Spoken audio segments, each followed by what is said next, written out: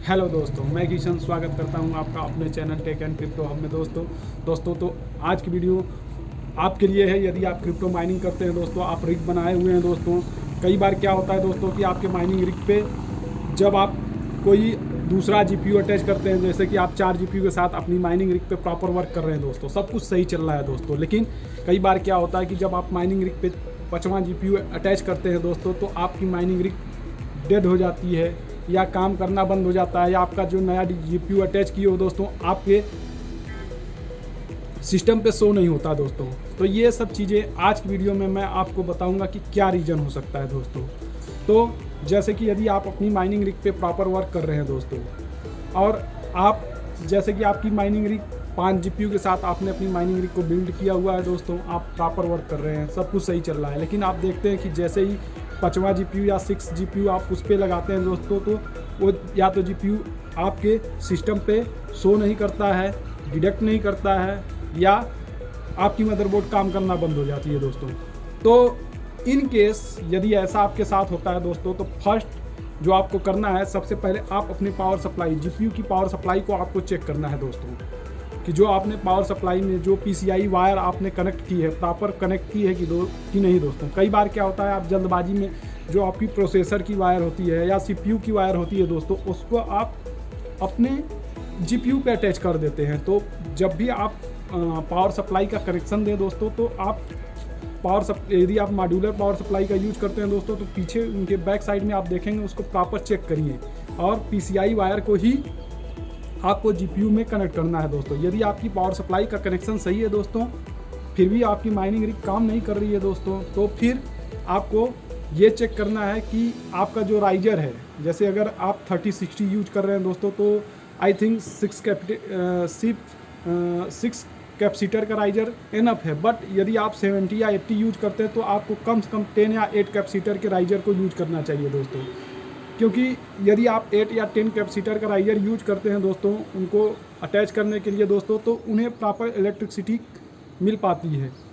तो राइजर भी एक रीजन हो सकता है दोस्तों आपके जीपीयू को प्रॉपर डिडक्ट न करने का दोस्तों। यदि आपका राइजर हीट भी होता है, आप उनके थर्मल पैड को भी चेक कर सकते हैं दोस्तों, क्योंकि राइजर जो कम कैपेसिटर के होते हैं वो जल्दी डेड हो जाते हैं दोस्तों। तो मैं आपको ये सलाह दूंगा दोस्तों कि आप हाई कैपेसिटर के राइजर के साथ जाइए और हाई कैपेसिटर के राइजर को यूज करिए अपनी माइनिंग रिग पे दोस्तों। और यदि सब कुछ सही है दोस्तों, फिर उसके बाद एक रीजन क्या होता है दोस्तों, जैसा कि आप जब कोई नेक्स्ट जीपीयू अटैच करते हैं दोस्तों, तो जो आपकी मदरबोर्ड की सेटिंग होती है, बायोस की सेटिंग दोस्तों, कई बार क्या होता है कि आपकी जब मदरबोर्ड या रिग फिर से रिस्टार्ट होती है दोस्तों, तो वो बायोस की जो सेटिंग होती है दोस्तों, वो चेंज हो जाती है। तो प्लीज़ एक बार माइनिंग रिग को आप रीस्टार्ट करके अपनी बायोस सेटिंग को प्लीज़ चेक करें, और उसमें एडवांस में जाके आप अपने पीसीआई को चेंज करें और फिर से सेटिंग अपडेट करके फिर से रीस्टार्ट करें। इस बार आपकी जो प्रॉब्लम थी, जो आप एक्स्ट्रा जीपीयू अटैच किए थे अपने माइनिंग रिग पे दोस्तों, अब मे बी वो शो करने लगे दोस्तों। यदि इतना सब कुछ करने के बाद भी यदि आपकी माइनिंग रिग पे आपका जीपीयू अब भी शो नहीं कर रहा है दोस्तों, तो फिर नेक्स्ट प्रोसेस में आपको क्या करना है दोस्तों, आपको अपनी मदरबोर्ड पे लगी हुई CMOS बैटरी को दोस्तों रिमूव करना है, और रिमूव करके बैटरी को रीसेट करके फिर से प्लग करके और अपनी बायोस सेटिंग को अपडेट करके दोस्तों माइनिंग रिग को स्टार्ट करिए। इस बार आपके जो जीपीयू हैं दोस्तों पक्का डिडक्ट कर लेगा दोस्तों, प्रॉपर वर्क करेगा।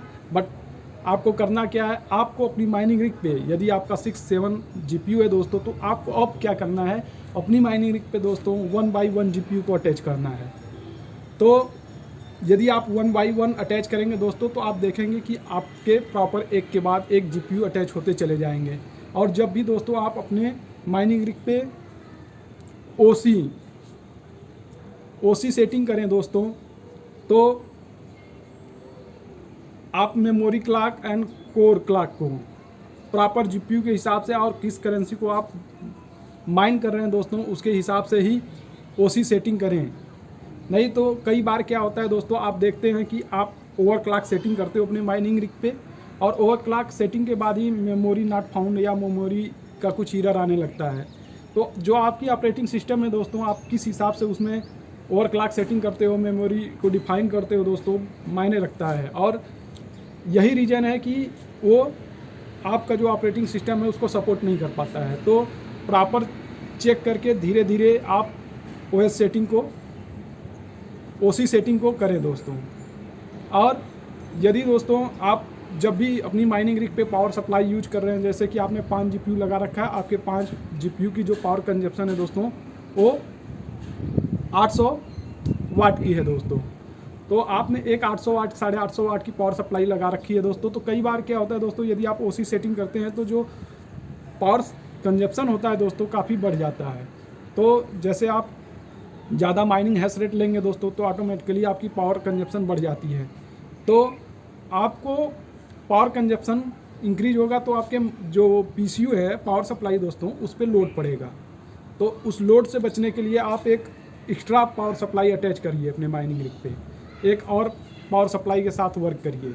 यदि मैं सीधी बात कहूँ तो यदि आपको 800 वाट का पावर कंजप्शन है आपके रिग पे तो आप सीधे 1200 वाट का पावर सप्लाई यूज करो, कम से कम 1000 का तो करो ही करो। यदि आप ऐसा करते हैं दोस्तों तो आपकी माइनिंग रिग प्रॉपर चलेगी, जीपीयू ज़्यादा हिट नहीं होंगे और सब कुछ प्रॉपर डिटेक्ट होगा दोस्तों।